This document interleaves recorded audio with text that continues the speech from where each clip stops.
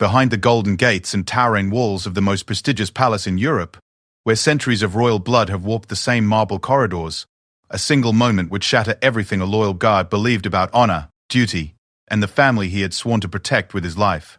What Thomas Harrison discovered in the depths of the palace archives that cold December morning wasn't just a secret. It was a truth so devastating that it would bring a decorated soldier to his knees, questioning everything he had ever stood for. Some revelations are too powerful to bear alone, and some loyalties run deeper than the crown itself. Thomas Harrison had been walking the same palace corridors for 15 years, his polished boots echoing against the ancient marble floors with the precision of a metronome. At 42, he was the youngest senior guard in the palace's modern history, a testament to his unwavering dedication and spotless service record. Every morning at precisely 5:30, he would begin his rounds, checking each door, each window, each potential vulnerability that might threaten the royal family he had sworn to protect. The Kensington Palace stood majestically against the London skyline, its red brick facade hiding centuries of secrets within its walls. Thomas knew every inch of the building, from the grand state apartments where dignitaries were received, to the private quarters where the royal family lived their daily lives, to the forgotten storage rooms and servants' passages that most people never knew existed. His knowledge of the palace's layout was encyclopedic, earned through years of meticulous study and countless hours of patrol. On this particular December morning, the frost had painted delicate patterns across the tall windows, and Thomas could see his breath forming small clouds in the chilly air of the less heated corridors. The palace always felt different in winter, quieter, more contemplative, as if the building itself was reflecting on the weight of history it carried. The royal family was away on their annual Christmas retreat, leaving the palace in the capable hands of the skeleton crew that maintained security and basic operations during their absence. Thomas had always found these quiet periods oddly comforting. Without the constant bustle of royal duties, official visitors, and ceremonial events, he could appreciate the palace for what it truly was, a living monument to British history. He often wondered about all the people who had walked these same corridors over the centuries, the conversations that had taken place in these rooms, the decisions that had shaped the course of nations. As he made his way through the East Wing, Thomas noticed something unusual. The door to the archive storage room in the basement level was slightly ajar, which was peculiar because that area was typically kept locked and was rarely accessed. The archives contained historical documents, old correspondence, and various papers that were deemed important enough to preserve, but not significant enough for the main royal collection housed in the library. Thomas descended the narrow stone steps that led to the basement level, his hand instinctively resting on his radio. The basement always felt different from the rest of the palace, older somehow, as if time moved more slowly in these underground chambers. The air was cooler and carried a faint smell of aged paper and leather bindings. Emergency lighting cast long shadows on the walls, creating an almost mysterious atmosphere. The archive room was larger than most people would expect, with floor-to-ceiling shelves lined with boxes, files, and bound volumes. Thomas had been down here only a handful of times in his 15 years of service, usually accompanying archivists or historians who needed access to specific documents. The room was meticulously organized, with each section clearly labeled and catalogued according to time periods and subjects. As Thomas investigated the open door, he noticed that several boxes had been disturbed. Files were scattered across one of the work tables, and it was clear that someone had been searching through the documents recently. This was highly irregular, as access to the archives required special permission and was typically supervised. Thomas felt a growing sense of unease as he approached the table to examine what had been left out. The documents spread across the table appeared to be personal correspondence from the late 1970s and early 80s. Thomas recognized some of the official letterheads and stamps. These were clearly authentic palace communications from that era. What caught his attention immediately was that many of the letters bore the personal seal of the late Queen Mother, along with correspondence from other senior members of the royal family from that time period.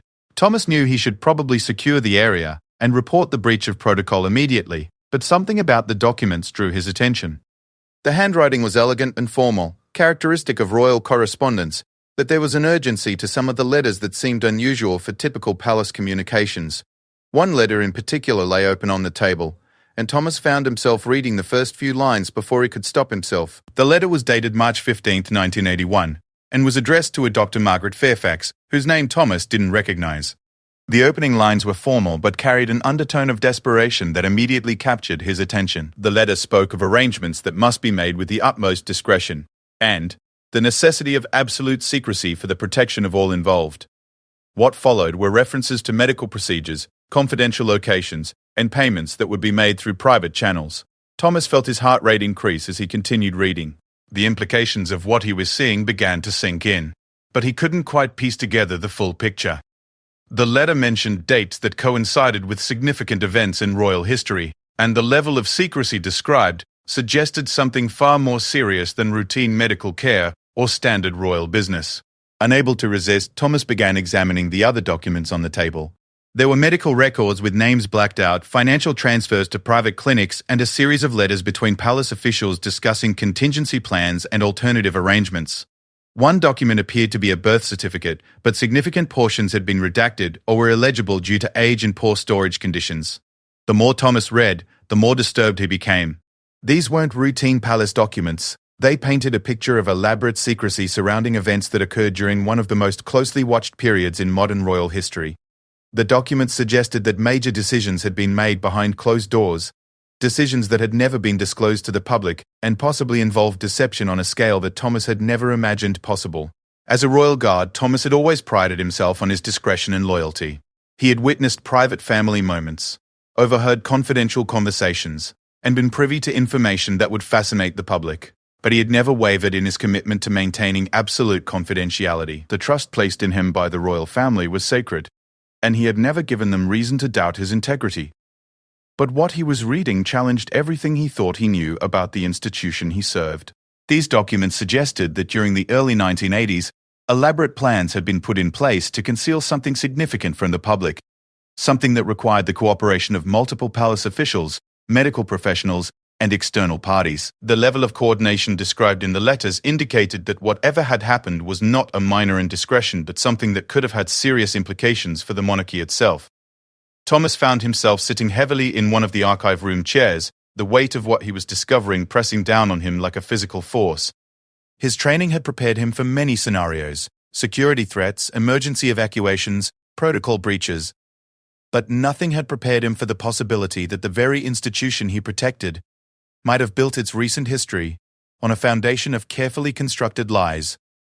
One letter, dated several months later, contained references to the successful completion of arrangements and the satisfaction that the matter has been resolved without public knowledge.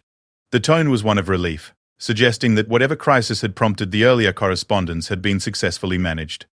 However, the letter also contained ominous warnings about the absolute necessity of maintaining silence and the consequences should any information become public. Thomas realized that he was holding documents that could potentially reshape public understanding of royal history. The implications were staggering, not just for the royal family, but for everyone who worked within the palace, everyone who had dedicated their lives to serving and protecting the monarchy. If these documents were authentic, and if they revealed what Thomas was beginning to suspect they revealed, then the ripple effects would extend far beyond the palace walls. The sound of footsteps in the corridor above made Thomas freeze. Someone else was in the palace, moving through the upper floors with purpose. Thomas quickly but carefully gathered the scattered documents, trying to return them to approximately the same arrangement he had found them in. His mind was racing with questions and concerns, but his training kicked in, reminding him that his first priority was security. As the footsteps faded into the distance, Thomas took one final look around the archive room. He memorized the location of the boxes that had been disturbed, noting which files had been accessed and which documents had been left on the table. If an investigation was warranted, this information would be crucial.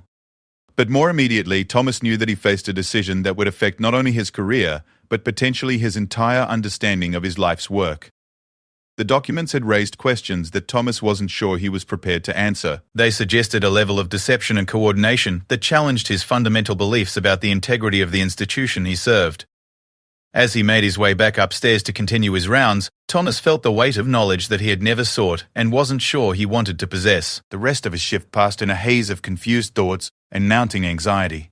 Every routine task felt different now, colored by the knowledge of what he had discovered in the archives. Thomas found himself looking at the portraits lining the palace corridors with new eyes, wondering what other secrets might be hidden behind the official versions of royal history that he had always accepted without question. By the time his shift ended, Thomas knew that his life had fundamentally changed. The documents in the archive represented more than historical curiosities. They were potential explosives that could destroy reputations, end careers, and shake public faith in the monarchy. But they also represented truth, and Thomas had always believed that truth, however painful, was preferable to comfortable lies. Thomas spent the next 3 days in a state of mental turmoil that affected every aspect of his daily routine. Sleep came fitfully, interrupted by dreams filled with fragments of the letters he had read, and imagined conversations with royal family members who looked at him with expressions of betrayal and disappointment. During his waking hours, he found himself distracted and unfocused, a dangerous state for someone whose job required constant alertness and attention to detail. His colleagues began to notice the change in his behavior.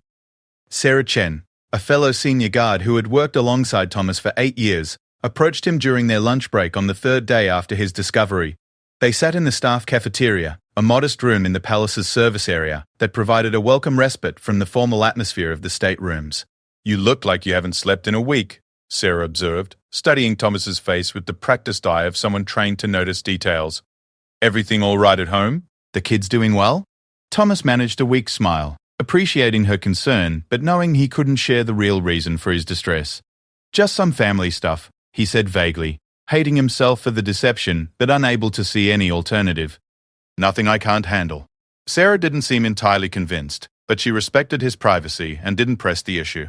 However, her observation forced Thomas to acknowledge that his current state was unsustainable. He was allowing his personal crisis to affect his professional performance, something he had never done in 15 years of service. If he continued down this path, his supervisors would eventually notice, and questions would be asked that he wasn't prepared to answer. That evening, after his shift ended, Thomas made a decision that both terrified and relieved him. He would return to the archives and examine the documents more thoroughly. His initial reading had been hurried and incomplete, influenced by shock and the fear of being discovered. If he was going to make any decisions about what he had found, he needed to understand the full scope and implications of the documents. Thomas waited until well past midnight, when the palace was at its quietest and the night shift was focused on exterior security. He used his master key to access the archive room, moving through the darkened corridors with the stealth that came from years of security training.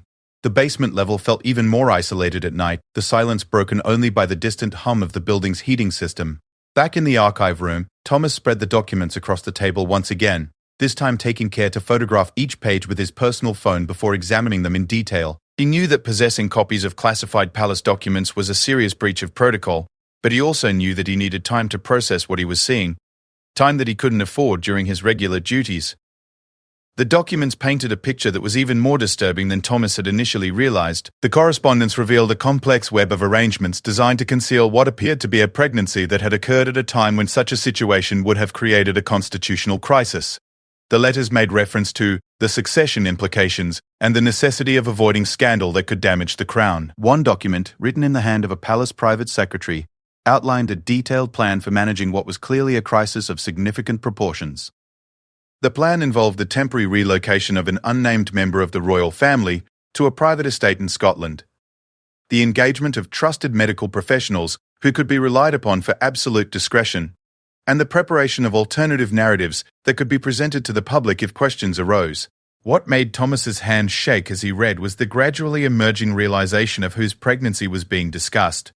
The dates, the references to official duties that had been mysteriously cancelled, the mentions of public appearances that had been rescheduled or handled by other family members, all of these details pointed to a specific period in royal history and a specific member of the royal family. The most damaging document was a confidential medical report that had somehow survived the apparent attempt to destroy most of the evidence. The report, signed by Dr. Jockeldy, Margaret Fairfax, the same person mentioned in the early correspondence, provided clinical details about a pregnancy that had been carried to full term but had resulted in a birth that was never publicly acknowledged. The report made reference to arrangements for the child's future care and the successful implementation of the contingency plan. These documents suggested that a member of the royal family had given birth to a child whose existence had been completely concealed from the public. The child had apparently been placed with a family outside of royal circles, with financial support provided through discreet channels that ensured no connection to the palace could be traced. The human cost of this deception was staggering. The documents revealed that multiple people had been required to participate in the cover-up, from medical professionals who had violated their normal reporting procedures to palace staff who had been sworn to secrecy. Most troubling of all were references to the emotional toll on the mother, with one letter describing her obvious distress at the necessary arrangements, and her difficulty in accepting the impossibility of maintaining contact. As Thomas continued reading, he discovered that the secrecy had not ended with the birth. The documents indicated that monitoring systems had been put in place to ensure that the child's adoptive family maintained their silence, and that regular financial support continued to be provided. There were also contingency plans for dealing with potential security breaches, including procedures for discrediting anyone who might attempt to reveal the truth. The scope of the deception was breathtaking. It had required the cooperation of government officials, medical professionals, legal experts, and palace staff at multiple levels. The documents suggested that even some senior members of the royal family had been kept unaware of the true situation, with cover stories provided that explained the temporary absence and behavior changes of the family member involved. Thomas found himself thinking about the child who had been at the center of this elaborate deception. According to the documents, the child would now be in their early 40s, possibly unaware of their true parentage, or perhaps living with the knowledge but unable to reveal it due to legal agreements that had been put in place. The thought of someone living their entire life as a walking secret, unable to claim their true heritage, filled Thomas with a profound sense of sadness and anger. What disturbed Thomas most was the realization that the cover-up had apparently been successful. He had no memory of any public speculation about the events described in the documents, no tabloid stories or investigative reports that had come close to uncovering the truth. The royal family's reputation during that period had remained intact, and the constitutional crisis that the palace officials had feared had been completely avoided. But the price of this success had been enormous. Thomas understood now why these documents had been buried so deeply in the archives, why access to this particular storage area was so tightly controlled. The information contained in these papers could destroy careers, end marriages, and potentially threaten the stability of the monarchy itself. As he photographed the final documents, Thomas noticed a sealed envelope that had been tucked between the pages of one of the folders. His name was written on the envelope in an elegant hand that he recognized as belonging to Lady Margaret Pemberton, the palace's head archivist who had retired 2 years earlier. Inside the envelope was a brief note dated just 6 months ago. Thomas, the note read, "If you are reading this, then you have discovered what I hoped would remain buried forever. These documents came to my attention during a routine reorganization of the archives, and I have struggled for months with the decision of what to do with them. I believe they represent a truth that someone, someday, should know, but I also understand the catastrophic damage they could cause if revealed inappropriately. I have observed your character and integrity over the years, and I trust that if anyone should be burdened with this knowledge, it should be someone like you. The decision of what to do with this information is now yours. Choose wisely, and remember that sometimes the greatest service we can perform is knowing when to remain silent." MP. Thomas stared at the note in disbelief. Lady Pemberton had deliberately arranged for him to find these documents. She had known about his regular security rounds, his access to the archive areas, and his reputation for thoroughness. Somehow, she had orchestrated this discovery, passing the burden of decision to him rather than making the choice herself. The realization that his discovery had not been accidental changed everything. This wasn't a random security breach or a filing error. It was a deliberate action by someone who had chosen him as the person best equipped to handle this terrible knowledge. The weight of responsibility that Thomas felt doubled, knowing that Lady Pemberton had specifically selected him for this burden. As he carefully returned the documents to their original positions and secured the archive room, Thomas knew that he stood at a crossroads that would define the rest of his life. He possessed information that could reshape public understanding of royal history, but he also understood the devastating consequences that revealing this information could have for countless people who had devoted their lives to serving the monarchy. The drive home through the empty London streets gave Thomas time to think about his options. He could destroy the photographs he had taken and pretend that none of this had ever happened, returning to his duties with the comfortable ignorance that had characterized his previous 15 years of service. He could report the security breach and turn the documents over to his superiors, allowing others to decide their fate. Or he could investigate further, trying to understand the full scope of what had happened, and making his own decision about whether the truth should be revealed. By the time Thomas reached his small house in suburban London, he knew that he could not simply pretend that nothing had happened. The knowledge he now possessed had changed him fundamentally, and there was no going back to the uncomplicated loyalty that had previously defined his relationship with the royal family. Whatever decision he ultimately made, it would have to be one he could live with for the rest of his life, knowing that the consequences would extend far beyond his own personal situation. Thomas spent the following week conducting his own investigation, using his position and access to piece together additional information about the events described in the archive documents. He was careful to maintain his normal routine and professional demeanor, but every spare moment was dedicated to understanding the full scope of what he had discovered. His investigation led him to review old duty rosters, guest lists, and travel schedules from the early 1980s. The patterns he found confirmed much of what the documents had suggested. There had indeed been a period when a senior member of the royal family had been notably absent from public duties, with explanations provided that seemed reasonable at the time, but now appeared to have been carefully crafted cover stories. Thomas also discovered that several palace staff members from that era had left their positions unexpectedly, many with generous severance packages and glowing references that helped them secure positions elsewhere. The timing of these departures coincided precisely with the events described in the archived documents, suggesting that the circle of people who knew the truth had been systematically reduced through strategic reassignments and departures.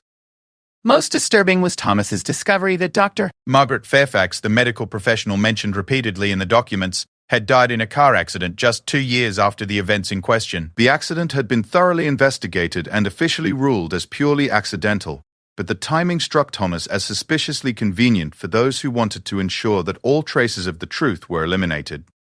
As Thomas delved deeper into his investigation, he became increasingly aware that he was walking a dangerous path. His queries, however carefully disguised, were beginning to create a pattern that could potentially be noticed by others.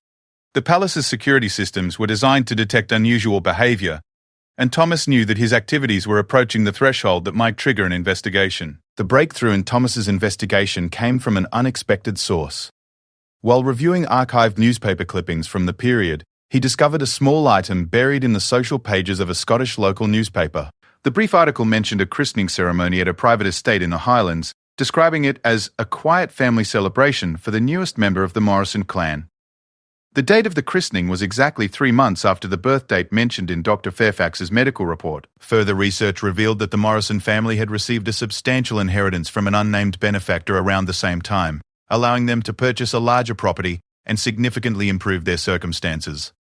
The family had subsequently maintained a low profile, with their children receiving excellent educations at prestigious schools despite the family's modest background. Thomas realized that he had found the child mentioned in the documents. Now, an adult with a family of their own, this person was living a successful life, apparently unaware of the extraordinary circumstances of their birth. The realization that he could potentially destroy this person's life with his knowledge added another layer of complexity to Thomas's moral dilemma. The weight of his discovery was beginning to take a serious toll on Thomas's physical and mental health. He had lost weight, his sleep patterns were completely disrupted, and he found himself unable to concentrate on anything other than the questions raised by the documents.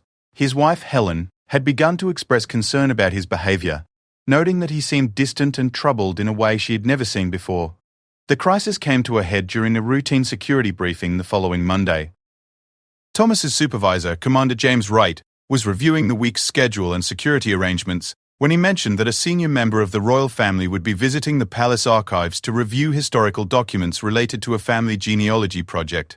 "The archivist will need full access to all storage areas," Commander Wright explained, "including the basement level where some of the older documents are kept. I want you to personally oversee security for this visit, Thomas. Your knowledge of those areas makes you the logical choice." Thomas felt his heart stop. A royal family member would be visiting the archives where he had discovered the documents that could destroy their reputation and possibly their life. The irony of the situation was almost unbearable. He would be responsible for protecting someone while possessing knowledge that could devastate them. That night, Thomas made a decision that surprised even himself. He would meet with Lady Margaret Pemberton, despite her retirement, and confront her about her role in his discovery of the documents. He needed to understand her motivations and perhaps find guidance from someone who had struggled with the same knowledge that now consumed him. Lady Pemberton lived in a cottage in the Cotswolds, about an hour's drive from London. Thomas called in sick for his next shift and made the journey on a grey Tuesday morning, rehearsing what he would say during the drive. The cottage was exactly what Thomas had expected: neat, traditional, surrounded by well-tended gardens that reflected the same attention to detail that had characterized Lady Pemberton's work at the palace. The elderly woman who answered the door showed no surprise at seeing Thomas, almost as if she had been expecting his visit. She invited him in for tea, and they sat in her comfortable sitting room, surrounded by photographs from her years of palace service and shelves lined with historical books and documents. "I wondered when you would come," Lady Pemberton said quietly, pouring tea from a delicate china service. "The burden becomes unbearable after a while, doesn't it? Thomas found himself unable to speak for several moments, overwhelmed by the relief of finally being able to discuss his discovery with someone who understood. When he finally found his voice, the words tumbled out in a rush. His shock at finding the documents, his investigation into their contents, his growing understanding of the implications, and his complete uncertainty about what he should do with the knowledge. Lady Pemberton listened without interruption, occasionally nodding but mostly maintaining the same calm expression that Thomas remembered from their interactions at the palace. When he finished speaking, she was quiet for a long time, gazing out the window at her garden as if gathering her thoughts. "I struggled with those documents for 6 months before I decided to arrange for someone else to find them," she finally said. "I couldn't bring myself to destroy them. They represent truth, however uncomfortable. But I also couldn't bear the responsibility of deciding what should be done with them. I chose you because I believed you would understand both the importance of truth and the value of discretion." Lady Pemberton went on to explain that she had discovered the documents during a routine archive reorganization following a minor flood in the basement storage areas. Many documents had been damaged and required assessment for potential restoration or disposal. The papers Thomas had found had been misfiled decades earlier, buried among routine correspondence, where they had remained unnoticed until the reorganization brought them to light. "The person at the center of those documents has lived a good life," Lady Pemberton continued. "They've created a family, built a career, contributed positively to their community. The truth of their parentage would destroy not just their life, but the lives of their children and grandchildren. The scandal would consume everything they've built." Thomas asked the question that had been haunting him, "But don't people have a right to know the truth about their own history?" Lady Pemberton's response was measured and thoughtful. "Truth is a luxury that not everyone can afford. Sometimes protection requires secrecy, and sometimes the kindest thing we can do is allow people to continue living the life they've built, rather than destroying it with knowledge that serves no one's interests." They talked for several more hours, exploring the ethical dimensions of the situation from every angle Thomas could imagine. Lady Pemberton shared her own experiences of maintaining royal secrets throughout her career, explaining how the balance between transparency and protection had always been delicate and sometimes painful to maintain. As the afternoon wore on, Thomas began to understand that there was no clear right answer to his dilemma. Every choice he could make would have consequences, and those consequences would affect not just himself, but numerous other people who had never asked to be involved in this situation. The conversation concluded with Lady Pemberton making an observation that would stay with Thomas for the rest of his life. "The greatest test of character is not what we do when we have power, but what we do when we have knowledge." Knowledge is its own form of power, and how we choose to use it defines who we are as human beings. During the drive back to London, Thomas found a clarity that had eluded him for weeks. He would return the original documents to their proper place in the archives and destroy the photographs he had taken. The truth would remain buried, protecting all those whose lives had been built around the carefully constructed alternative reality that the palace had created 4 decades earlier. But Thomas's decision came with conditions that he imposed on himself. He would continue his service to the royal family, but with a new understanding of the complexity and moral ambiguity that sometimes characterized their world. He would maintain his professionalism and discretion, but he would never again approach his duties with the uncomplicated loyalty that had previously defined his service. Most importantly, Thomas decided that he would use his knowledge as a reminder of the human cost of the institution he served. Every time he walked through the palace corridors, every time he protected members of the royal family, he would remember that behind the ceremony and tradition were real people making difficult choices in impossible circumstances. The next morning, Thomas returned to work with a composure that surprised his colleagues. The distraction and anxiety that had characterized his behavior for the previous weeks had been replaced by a quiet determination and a deeper sense of purpose. He conducted his security briefing for the royal family's visit to the archives with professional efficiency, ensuring that the very documents that had tormented him remained safely hidden from the person whose life they could destroy. As Thomas watched the royal family member carefully reviewing genealogical documents in the archive room, completely unaware of what lay hidden just meters away, he felt a complex mixture of sadness and satisfaction. He had chosen protection over revelation, kindness over truth, and in doing so had perhaps learned something important about the nature of service and the sometimes painful responsibilities that come with knowledge.